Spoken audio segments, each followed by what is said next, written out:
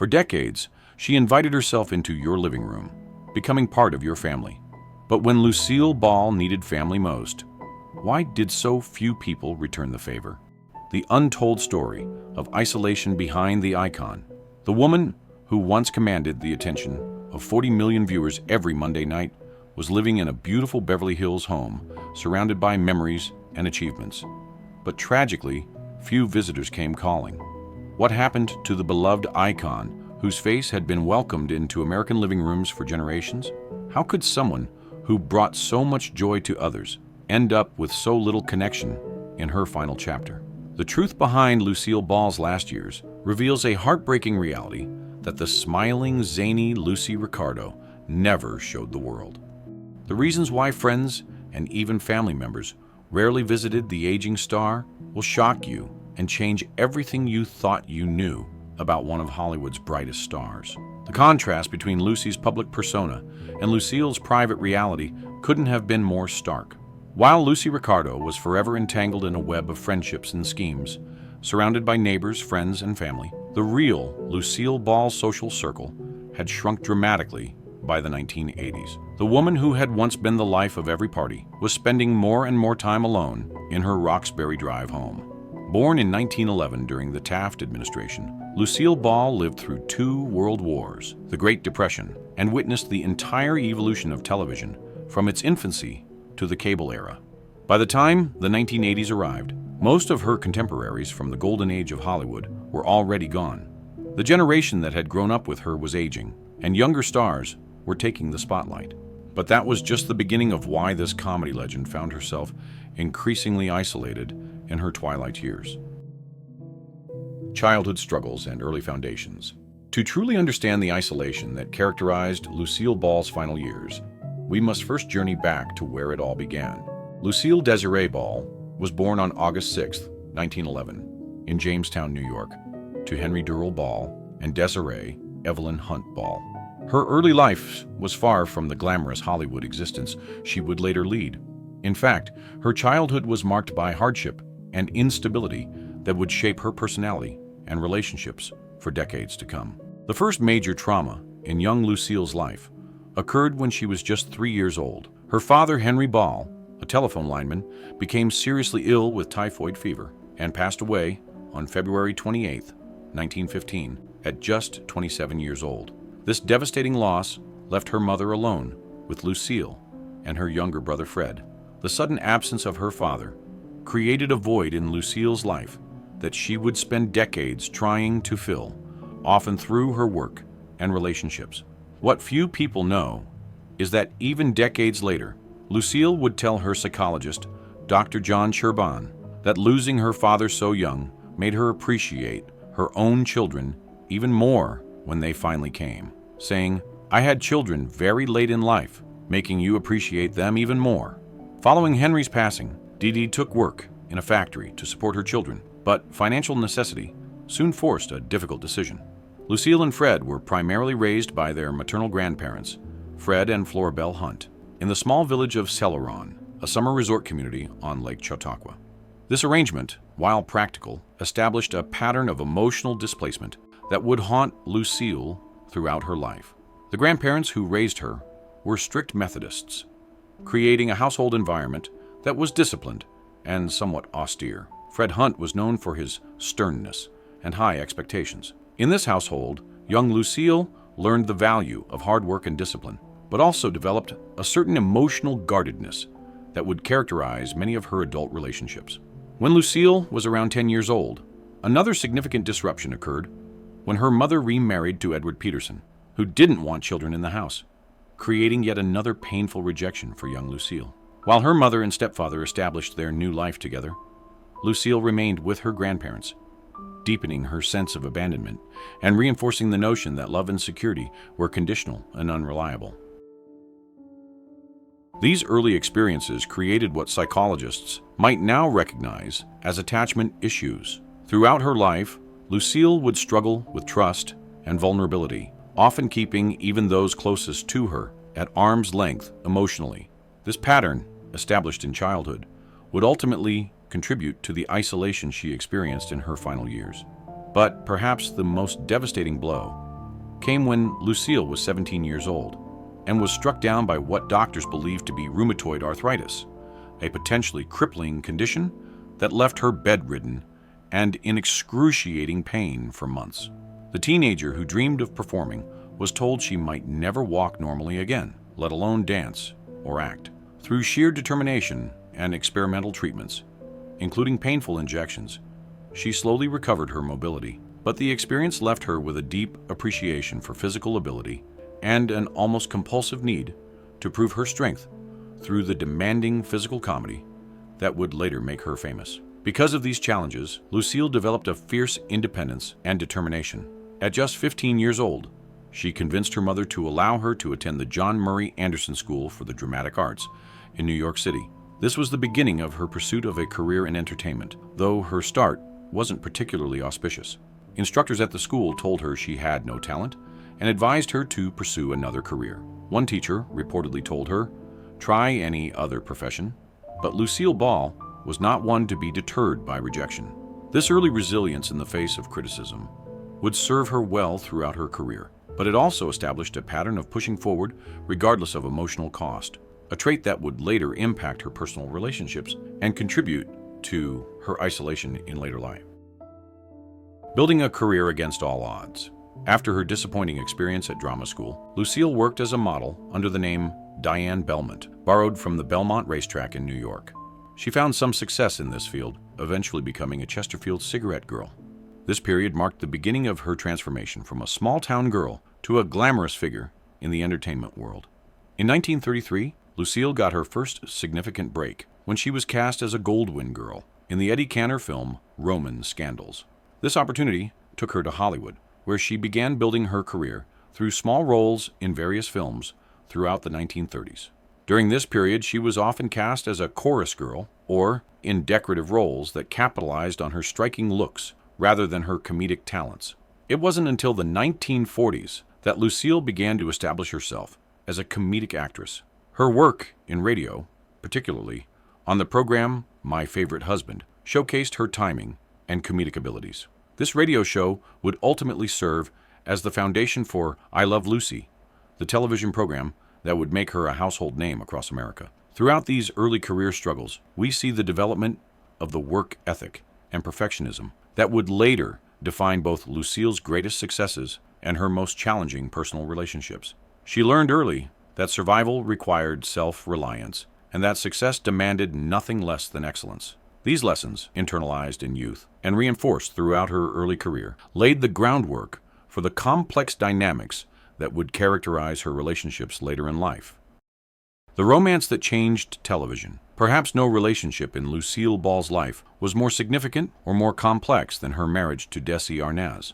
Their partnership, both romantic and professional, would transform television forever and create an empire.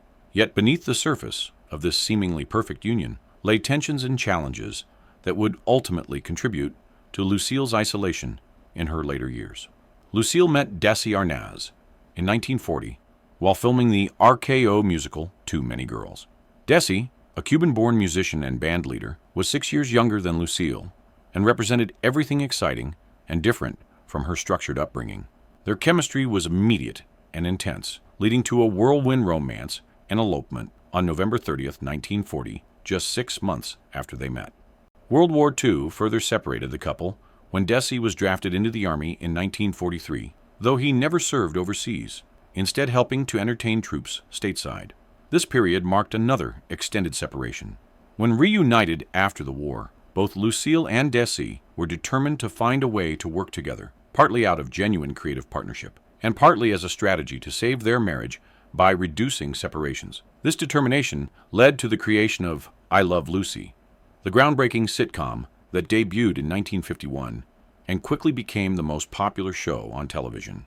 The program was revolutionary in multiple ways. It was the first to be filmed with 3 cameras before a live studio audience, the first to feature an interracial couple, and among the first to show a pregnant woman on television when Lucille's real-life pregnancy was written into the show. What the public never knew was the private heartbreak that accompanied Lucille's journey to motherhood. In confidential therapy sessions decades later, she would reveal to psychologist Dr. John Cherban that before having Lucy and DC Jr., she had suffered 2 devastating miscarriages. "I lost 2 children," she admitted, "and I had to." This painful loss made her treasure her eventual children even more deeply, but also added another layer of vulnerability to her already complex emotional landscape. Behind the scenes, however, the marriage continued to face serious challenges. Desi's infidelity became increasingly difficult for Lucille to ignore, especially as his fame grew alongside hers. His drinking added another layer of complexity to their relationship, with alcohol often exacerbating tensions between them. In her private therapy sessions, Lucille would later describe Desi's behavior with brutal honesty. Desi did nothing in moderation: booze, broads, and gambling. It sounds vulgar, and that's what it was.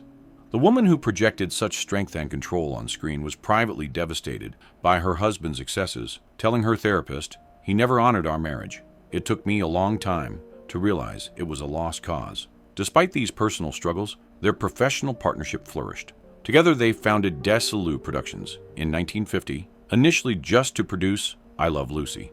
Under their leadership, Lucilles grew into one of the most successful television production companies of the era, eventually producing other hit shows like Star Trek, Mission Impossible, and The Untouchables. By the late 1950s, the strain had become too great. On March 4, 1960, after 20 years of marriage, Lucille filed for divorce, stating that their married life had been a nightmare and nothing like what appeared on screen. What made this split particularly complex was that despite ending their romantic relationship, Lucille and Desi maintained a business partnership and a certain closeness for the sake of their children, Lucy and Desi Jr. In 1962, in a move that shocked Hollywood, Lucille bought out Desi's shares in Lucilles Productions, becoming the first woman to head a major television studio. This transition marked her emergence as not just a comedic talent, but a savvy businesswoman and powerful Hollywood figure. The divorce was made even more painful because when her children began asking questions about their father's frequent absences, Lucille found herself in the impossible position of protecting both her children's innocence and her own dignity. As she told her therapist years later, "They were asking questions, and I got fed up with saying, 'Daddy isn't feeling well.' I didn't want to have to explain it." The woman who could make millions laugh was privately struggling with how to explain adult betrayal to children who deserved better. A second chance at love. Following her painful divorce from Desi Arnaz, Lucille found herself at a crossroads both personally and professionally. At 50 years old, she was navigating unfamiliar territory as a single woman and the head of a major Hollywood studio. It was during this transitional period that she met comedian Gary Morton, who would become her second husband and remain with her until her passing. Lucille married Gary Morton on November 19, 1961, just a year and a half after her divorce from Desi was finalized. Morton, a nightclub comedian who was 13 years younger than Lucille, offered a stark contrast to the volatile Desi. Where her first marriage had been characterized by passion and drama, her relationship with Gary was marked by stability and companionship. Those close to Lucille during this period noted the different nature of this second marriage. While there wasn't the same intense chemistry that had defined her relationship with Desi, there also wasn't the heartbreak and betrayal. Gary provided something Lucille desperately needed after the tumultuous end of her first marriage: reliability and emotional security. Many friends observed that Gary's primary role in Lucille's life was as her protector and gatekeeper. He managed much of her business affairs and personal schedule, creating a buffer between Lucille and the outside world. Professional collaboration was a significant aspect of Lucille's relationship with Gary, though in a different way than with Desi. Gary became an executive producer on her subsequent television shows, The Lucy Show, 1962 to 1968, and Here's Lucy. While these programs were successful and showcased Lucille's enduring comedic talents, they never reached the iconic status of I Love Lucy. This slight but perceptible decline in cultural impact was something Lucille was acutely aware of, adding another layer to her complex emotional state during this period. During this period, Lucille also faced a terrifying challenge that could have destroyed her career entirely. In 1953, she was investigated by the House Un-American Activities Committee after it was discovered that she had briefly registered as a Communist Party member in 1936 at age 25, following her grandfather's political leanings. The investigation threatened everything she had built, but Dassey stood by her, publicly declaring his faith in her patriotism. After thorough investigation, the FBI concluded they had no evidence that Lucille was ever a communist sympathizer, and the charges were dropped. The experience left her even more guarded about her private life and more protective of her public image. In 1967, Lucille made another pivotal business decision when she sold Desilu Productions to Gulf Plus Western for $17 million, equivalent to over $160 million in today's dollars. This sale marked the end of her pioneering role as a female studio head, but provided financial security for her later years. Throughout this period, Lucille maintained her legendary work ethic, continuing to perform well into her 60s. However, the entertainment landscape was changing rapidly around her. The 1970s brought new forms of comedy and new sensibilities that were increasingly distant from the style that had made Lucille famous. This shifting cultural context contributed to her growing sense of disconnection from the industry she had helped define. By the mid-1970s, with the conclusion of Here's Lucy in 1974, Lucille began to step back from regular television work. The reduction in daily structure and creative outlet left a void that was difficult to fill, further contributing to the isolation that would characterize her final years. The painful reality behind the isolation. The truth about why Lucille Ball spent her final years with few visitors is complex and heartbreaking. Her notorious perfectionism and high standards, which had helped make I Love Lucy a groundbreaking success, evolved into something more rigid and difficult as she aged. What's particularly shocking is how Lucille's legendary work ethic, which had propelled her to unprecedented success, ultimately contributed to her isolation. Even in her 70s, she maintained strict routines and expectations of herself and others. While younger generations of entertainers were embracing a more relaxed approach to both work and social interaction, Lucille remained old school in her formality and professionalism. This generational gap made her increasingly out of step with changing social norms. Her perfectionism extended to her appearance as well.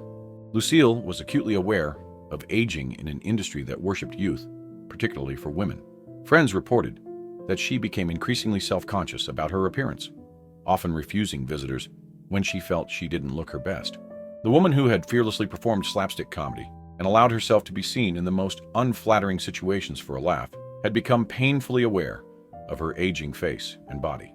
Health issues also played a significant role in Lucille's increasing isolation, though she kept many of her health challenges private.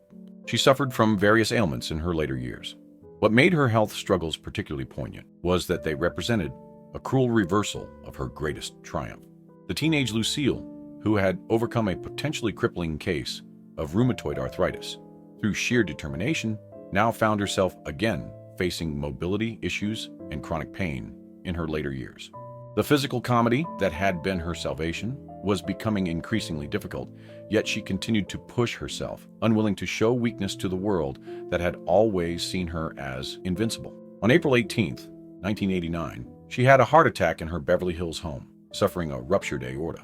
Her second husband, Gary Morton, rushed her to Cedars-Sinai Medical Center after she started experiencing terrible pain. The woman who had been famous for her physical comedy and seemingly boundless energy found her mobility increasingly limited in the years before this health crisis.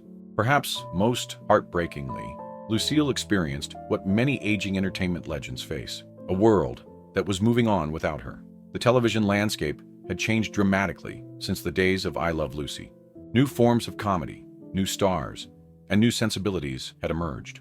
While Lucille was still revered as a pioneer, the industry's attention had shifted elsewhere. Phone calls became less frequent, invitations dwindled, and many former colleagues were themselves aging or had passed away. Hollywood's youth obsession claims another legend. The entertainment industry has always been notoriously fixated on youth, particularly for women, and Lucille Ball was not immune to the harsh realities of aging in Hollywood. As she moved into her 60s and 70s during the 1970s and 1980s, she faced the painful transition from being an active, relevant star to becoming what the industry often reduces legends to, a respected but increasingly sidelined icon. Lucille had built her career on physical comedy that required tremendous energy and precise timing. Her performances as Lucy Ricardo often involved slapstick routines that were physically demanding. As she aged, these types of performances became more challenging, yet audiences still expected the same level of physical comedy from her. This created an impossible standard that contributed to her anxiety about performing in public appearances in her later years. The contrast between how male and female aging stars were treated was stark and not lost on Lucille. Contemporaries like Bob Hope, George Burns, and Johnny Carson continued to find regular work and maintain cultural relevance well into their senior years. Female stars of the same era often found themselves with diminishing opportunities once they reached a certain age.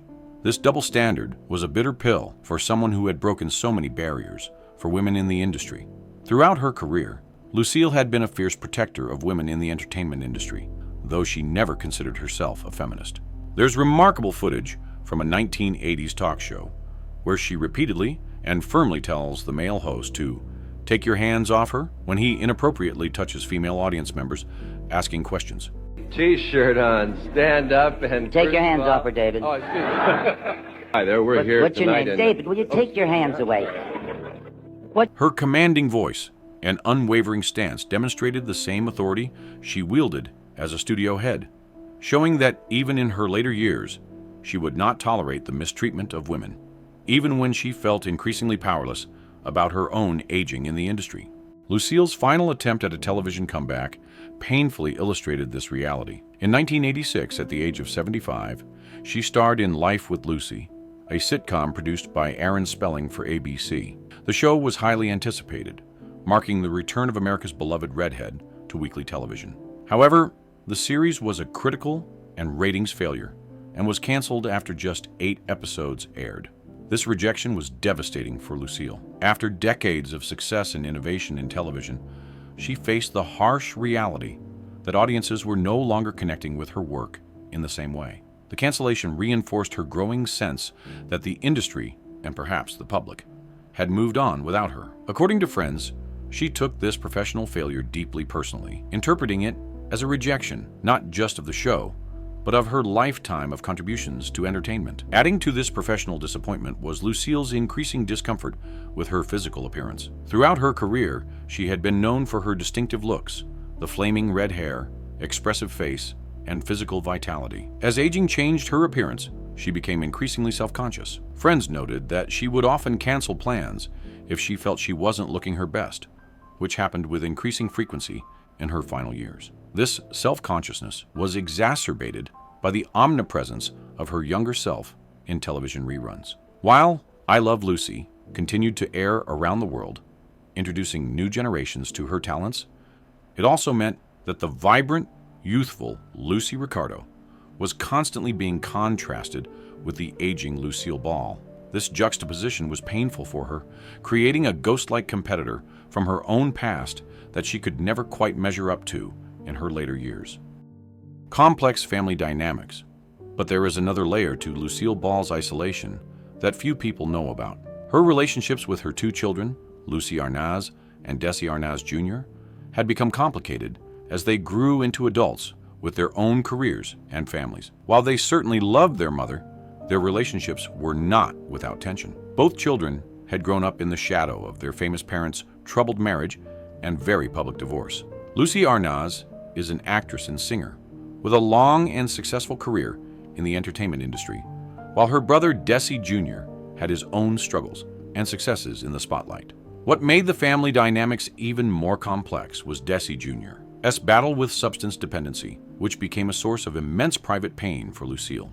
In her therapy sessions, she revealed her desperate attempts to save her son from these challenges, struggling with feelings of failure as a mother while maintaining her public image. The woman who could fix every crisis, as Lucy Ricardo found herself powerless against her son's struggles, adding another layer of heartbreak to her later years. As adults with their own families, they sometimes found maintaining close contact with Lucille emotionally draining due to her strong personality and high expectations. What's truly shocking is that Lucille's controlling tendencies, which had served her so well as the head of a studio and the star of her own shows, created friction in her personal relationships. She had definite ideas about how things should be done, from career choices to child rearing, and wasn't shy about expressing her opinions to her adult children. This dynamic made regular visits more complicated than they might have been otherwise. Even more poignant was Lucille's relationship with her grandchildren. While she adored them, generational differences and her declining health limited her ability to be the warm, playful grandmother she might have wanted to be. The woman who had made millions of children laugh through their television screens sometimes struggled to connect with her own grandchildren. The relationships between Lucille Ball and her two children, Lucie Arnaz and Desi Arnaz Jr., represent another complicated dimension of her later life isolation. Born in 1951 and 1953, respectively, Lucie and Desi Jr. grew up in the extraordinary spotlight created by their parents' fame. Their childhood was unique in many ways. They were the children of America's most famous television couple, and their early years were partially documented on I Love Lucy, creating an unusual blurring of their real lives and their parents' fictional personas. From early childhood, both Lucie and Desi Jr. lived with the reality that they had to share their parents with millions of adoring fans. This created a complex dynamic where public perception of their family often diverged significantly from their private reality. While America saw the Ricardo family as a model of domestic happiness, the real Arnaz household was dealing with Desi's frequent absences, his struggles with alcohol, and the growing tensions in their parents' marriage. The divorce of Lucille and Desi in 1960, when Lucie was 9 and Desi Jr. was 7, was a pivotal moment in their family dynamics. Though their parents attempted to maintain a cordial relationship for their sake, the children were inevitably affected by the dissolution of the marriage and the end of their family unit as they had known it. This early experience of family fracture would influence their relationships with both parents throughout their lives. The deepest wound, emotional isolation. The most heartbreaking aspect of Lucille Ball's final years wasn't just her physical isolation, but the emotional loneliness she experienced. By 1989, the year she passed away at age 77, many of her closest friends and contemporaries had already left this world. Her former husband and business partner, Desi Arnaz, passed away from lung cancer at age 69 on December 2, 1986, just a few years before her own passing. The end of Desi's life provided one of the most touching moments in Lucille's story. On November 30th, 1986, their wedding anniversary, Lucille made what would be her final phone call to Desi as he lay in his final days. Despite all the pain their marriage had caused, in those last moments, the fundamental love they shared broke through decades of hurt. Lucille simply said, "I love you," to which Desi weakly replied, "I love you too, honey." Their daughter Lucie later said that Desi passed away in her arms just 2 days later, and neither she nor her mother realized that their final conversation had taken place on their anniversary, as if fate had orchestrated this last goodbye. Her beloved co-star, Vivian Vance, who played Ethel Mertz, had passed away on August 17, 1979, leaving a void that was never filled. The loss of Vivian Vance was particularly devastating because their friendship had evolved far beyond their professional relationship.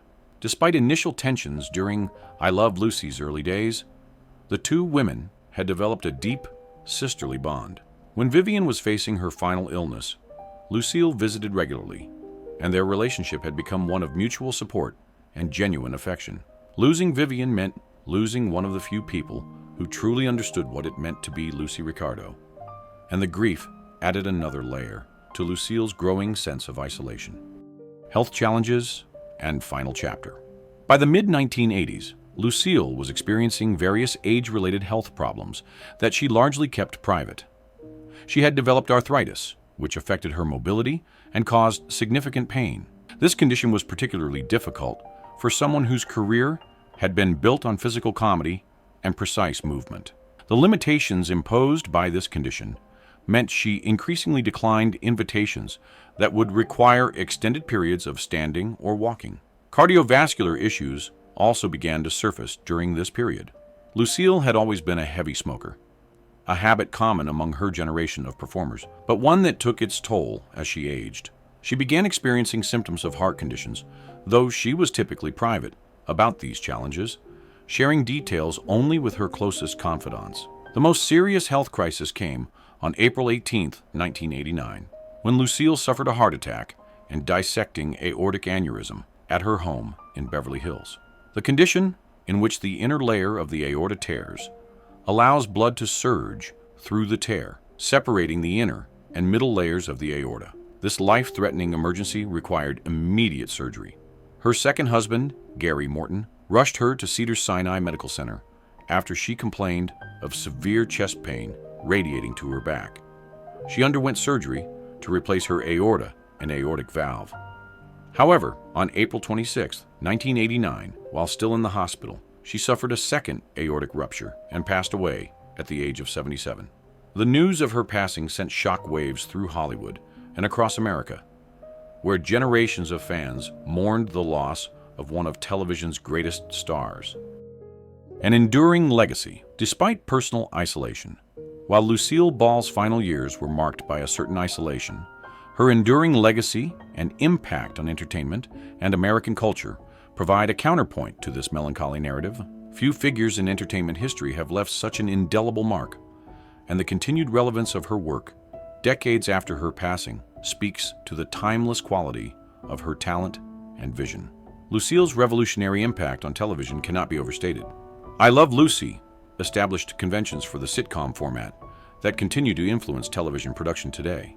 The three-camera setup, with a live studio audience that she and Desi pioneered, became the industry standard for decades. Her willingness to portray pregnancy on television at a time when even the word pregnant was considered too explicit for broadcast demonstrated a courage and determination to reflect real-life experiences that was well ahead of her time. As a businesswoman, Lucille broke barriers that had previously seemed impenetrable for women in Hollywood. When she bought out Desi's shares in Desilu Productions in 1962, becoming the first woman to head a major Hollywood studio, she shattered a glass ceiling that paved the way for future generations of female executives. Under her leadership, Desilu took risks on innovative programming that other studios rejected, including Star Trek and Mission Impossible, shows that went on to become cultural landmarks and spawn multi-billion-dollar franchises. Lucille's comedic legacy is equally significant. She redefined what female comedians could do on screen, embracing physical comedy with a fearlessness that challenged the more demure expectations for women entertainers of her era. Her willingness to look ridiculous for a laugh, to distort her face, adopt bizarre costumes, or throw herself completely into slapstick routines expanded the possibilities for all female comedians who followed her. From Carol Burnett to Tina Fey, generations of comedians have cited Lucille Ball as a primary influence and inspiration. The global and multi-generational appeal of I Love Lucy represents perhaps the most remarkable aspect of Lucille's legacy. While many hit shows fade from cultural relevance within a decade or two of their original broadcast, I Love Lucy has maintained its popularity across generations and cultures. The show has been translated into dozens of languages and continues to air in more than 80 countries around the world. Young viewers who have no context for the 1950s era in which it was produced still connect with the fundamental humanity and humor of Lucy Ricardo's adventures. This continued relevance created a unique situation in Lucille's final years. While she was experiencing personal isolation, her cultural impact was undiminished and even growing. New generations were discovering her work through syndication, creating fresh waves of appreciation for her genius, even as she withdrew from public life. This dichotomy between her personal experience and her public legacy adds a bittersweet dimension to the story of her final years. Following her passing, Lucille's legacy has been honored in numerous ways that reflect her towering influence.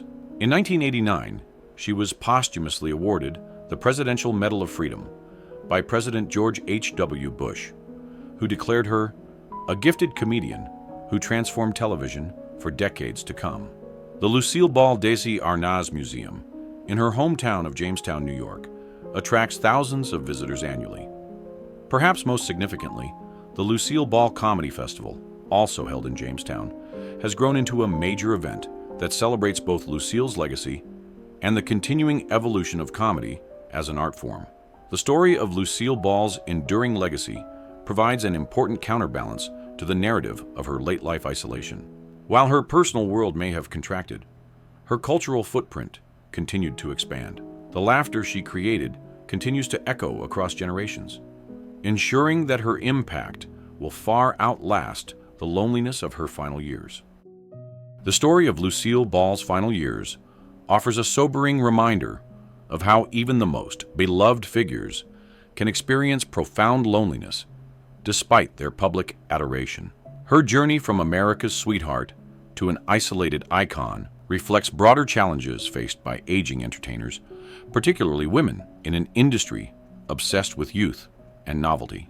Understanding the roots of her isolation, from childhood abandonment to the complexities of fame, from health challenges to changing industry dynamics, helps us see Lucille Ball not just as a comedy legend, but as a complete human being who experienced the full spectrum of life's joys and sorrows. Her story reminds us that behind every public persona is a private individual with the same needs for connection, understanding, and companionship that we all share.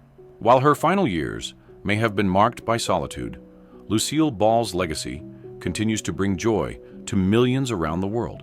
In death, she achieved what perhaps eluded her in life's final chapter: genuine, lasting connection with audiences who continue to discover and rediscover the magic she created. The laughter she gave the world has proven more enduring than the loneliness she experienced, ensuring that while she may have felt forgotten in her final years, she will never truly be forgotten by history. Lucille Ball's story reminds us that fame doesn't guarantee happiness, and success doesn't prevent loneliness. If this deep dive into Hollywood history resonated with you, we'd love to have you as part of our community. Subscribe for more revealing documentaries about the stars who shaped entertainment, and let us know in the comments which Golden Age legend you'd like us to explore next. Your suggestions help shape our content, and we read every single comment.